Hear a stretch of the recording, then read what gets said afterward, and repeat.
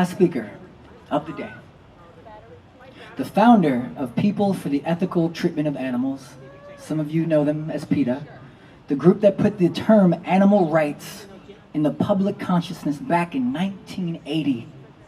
The group that for 40 years has boldly, unapologetically demonstrated, remonstrated, legislated, and litigated to drive home the point that animals are not ours to eat, to wear, to experiment upon, to use for entertainment, or to abuse in any way. Please welcome wholeheartedly Ingrid Newkirk, everybody.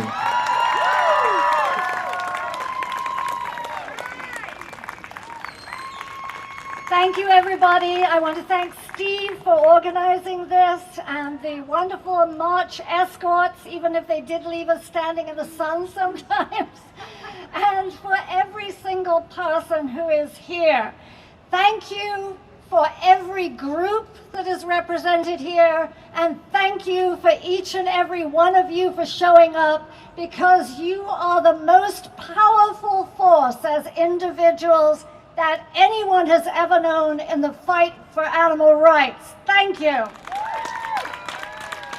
So let's look at some positive things for a minute. We heard about Ringling Brothers Barnum and Bailey Circus closing down forever. We have got 40 major retailers to ban cashmere, 85 major retailers to ban badger hair. Who even thought about that? And 300 major retailers to ban mohair and angora. Yes. We have stopped the National Institutes of Health experiments on baby monkeys, and we have 5 major pharmaceutical companies that have stopped the forced swim test on animals. It's going. Just recently, Virgin Airlines, British Airways, and United Airlines all decided, because we pressured them as animal rights activists, to stop promoting tours at SeaWorld. So we know why we're here. We're all here because we believe in one fundamental truth. We believe that animals have rights. We believe that animals are not ours.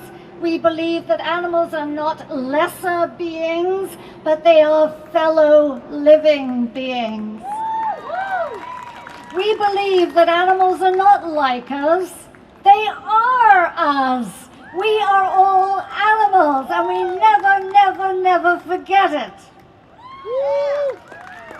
We have a lot of work to do to reach our goal of animal liberation, but we're on our way. And we're on our way because we are never, ever silent. And that's why we're drawing closer to a time when everyone will understand what we already know. We have many eyes to open, but we can open them. Alone, each one of us can open some eyes. And if we can get together, we can open enough eyes that every single thing will change when it comes to the treatment of animals. Many of you weren't around in the 60s, so a little history lesson here.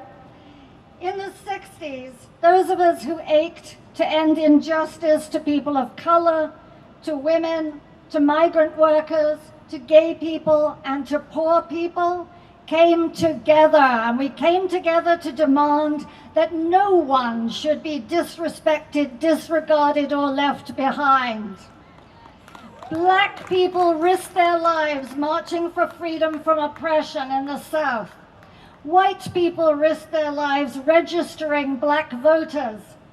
Office workers, white-collar workers marched with the Farm Workers Union to protest atrocious conditions for migrant laborers. Straight people demanded that the closet doors be flung open, and PETA hired openly gay media spokespersons, which was a first for its time. Able-bodied people lay down in the road to demand disability rights, and women, even queer women, married men to keep them from going to Vietnam and dying. Not long before he was assassinated, one of my heroes at the time was Bobby Kennedy. And Bobby said something that could as well define our movement today. He said this: "We must admit the vanity of our false distinctions. We must learn to find our own advancement in search of the advancement of all. We must admit to ourselves that our children's future cannot be built on the misfortune of others. Our lives," he said, "are too short. The work to be done is too great to let a mean spirit flourish in this land. Perhaps we can remember," he said, "if only for a time, that those who live with us are our brothers and our sisters, that they share the very same short moment of life, that they seek, as we do, nothing but the chance to live out their lives in purpose and happiness, winning what satisfaction and fulfillment they can."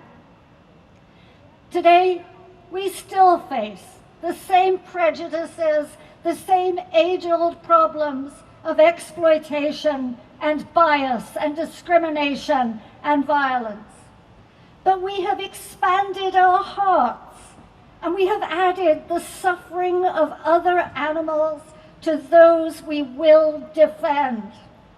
We recognize that human biases and human fears are the underpinning of all forms of discrimination, and that the victim's identity, their physical appearance, their social status, their religion, their nationality, or their species is of no more relevance than the time of day or the change of the seasons. If we expend our efforts, we will win. In the 60s, we chanted, "Make love, not war." And perhaps today, when the human species seems to be at war with all the rest of the species on the planet, we can make that slogan relevant again by loudly rejecting all hatred, all aggression, all bigotry, and showing love for all. One day, it will no longer be acceptable for anyone to look down on or harm without cause, or take the very lives of others for their own self-aggrandizement, fleeting pleasure, or just sheer thoughtlessness. We will all realize that we are in this together, from the humble mouse who's eking out her life in the alleyway, to the monkey in the steel laboratory cage, to the donkey pulling a heavy load in the sun. We are indeed brothers and sisters under the skin, no matter what skin we are in. We will bring about animal liberation when we cultivate empathy, when we appreciate animal consciousness, when we activate for change and participate in protests, when we advocate for the rights of all fellow beings and agitate for a kinder world, when we alleviate in everything we say and do at every opportunity all the suffering that we see and hear. We pledge never to mutilate, violate, discriminate, dominate, or humiliate. And we pledge never to hesitate to tell the truth to others because they need to hear this. We will not circumnavigate the plain facts or equivocate because we're too shy or we're too embarrassed to speak up. It is our obligation to speak up. And we must never, ever abrogate our responsibility to facilitate animal liberation now. Let's use our voices and our resources, our social media platform. Let's take at least 3 things we do every single day without fail, a minimum of 3 things, maybe 5, maybe 7 things.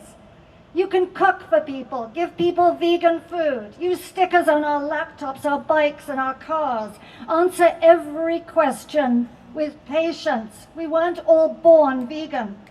Leave vegan starter kits at stores, on buses, on planes, in gyms, magazine racks. They're just at the right height when you check out of any supermarket.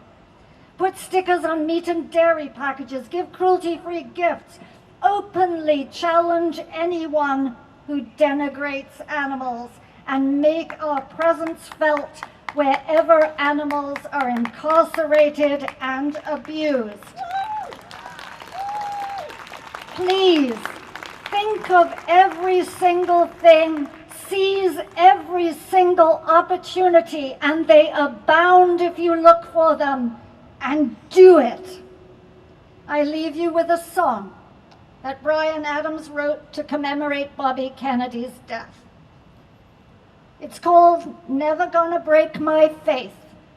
It's a religious song, but since the best religion of all is kindness, this works if you believe in God, and it works if you simply have faith that if we never ever tolerate what's wrong, and never stand silently in the shadows when we need to say something and do something, we will achieve our goal. So good luck to you in all you do, and please do a lot, all the time. Thank you. Here is the song.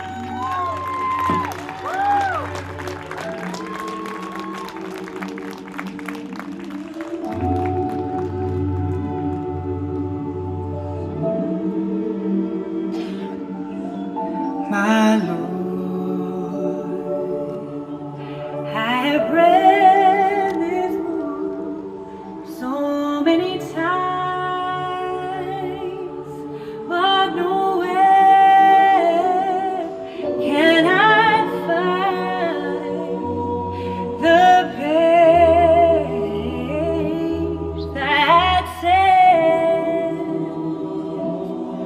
what I experienced today has any grace. Now I know that life is meant to be hard. That's how I learn to appreciate my God. Though my courage made me try, I can tell you I won't hide. 'Cause your footprints show you were by my side. You can lie to a child with a smiling face. Tell me that the color ain't about a race. You can cast the first stone, you can break my bones, but you're never gonna break. You're never gonna break my faith and hope in yours to give. Truth and liberty and mine to live. So that cross on the Breaking angels, but you're never gonna break my faith. Ooh, my Lord, won't you help them to understand that when someone takes their life out of well, they never really won, because all they've really done is set the soul free where it's supposed to be. Your eyes are shouting, a smiling face. Tell me that color ain't about a race. Get up on your feet now, get up on your feet. This is the moment to stand right now. Stand for love, stand for peace, stand for animals right now, come on. Faith and hope in yours to give. Come on. Truth and liberty and mine to live. the cross on the If you're not gonna put your hand right now, we know you put your hands up. If you're not gonna share your voice now, we know you. Come on. For those we lose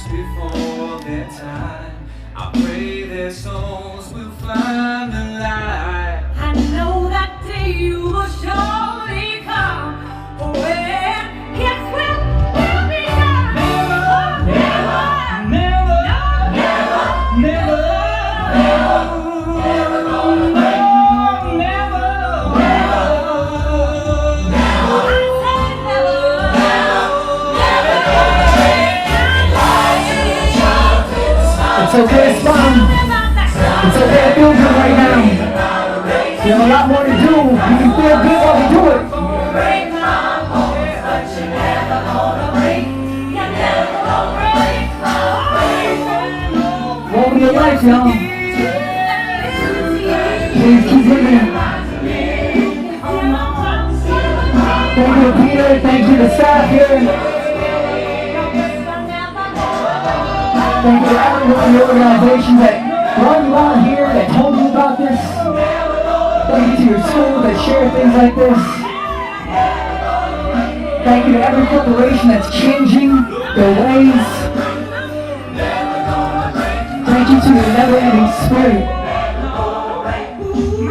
Thank you to that beating in your beautiful chest, y'all.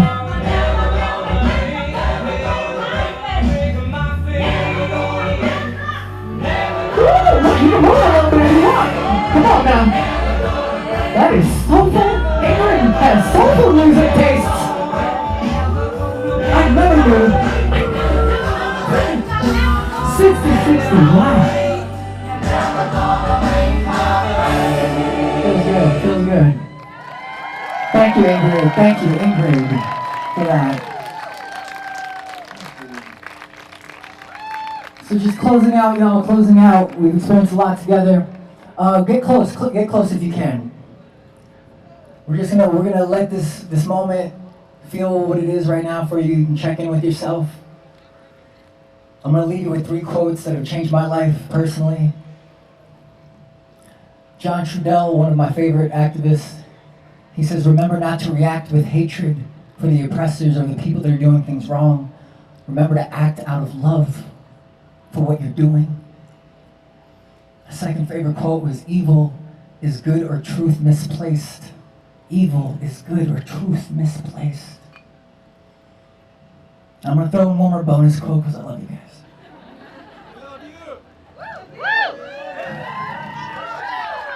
I'm gonna hug so many of you. Don't you use that word love so easily, because You know what? I'll end with this quote. It's better to light a candle than to curse the dark. It's better to light a candle than to curse the dark. So remember that we are all a tribe here. We're all a human tribe, an animal tribe. And that anything you're doing, anytime you feel that angst, that frustration, that anger, light up the dark. Do something instead of that complaint or that anger you were going to let out one way. Remember, we just came together as strangers, and now we leave as a tribe. Now we leave as actual collective of people, where we all learn the same things. We're all on the same page now. We got this. Y'all got this. Remember, you're beautiful no matter what. No matter what anybody tells you, they're trying to sell you something else. You are beautiful, y'all. Thank you for coming to the 2019 official Animal Rights March LA. Thank you again. Love you all. Say goodbye to someone you don't even know. Introduce yourself if you have time to say goodbye to someone you don't know. If you want to just keep in touch with me, I'm at Let's Bend Reality. That's what I believe in, that we all can bend reality into whatever we really want it to be. We don't have to accept it the way it is now. We can bend it, y'all. Thank you again for coming out. I freaking love y'all. All right, I'm going to hug all of you. Have a good time. Have a good night. Bye.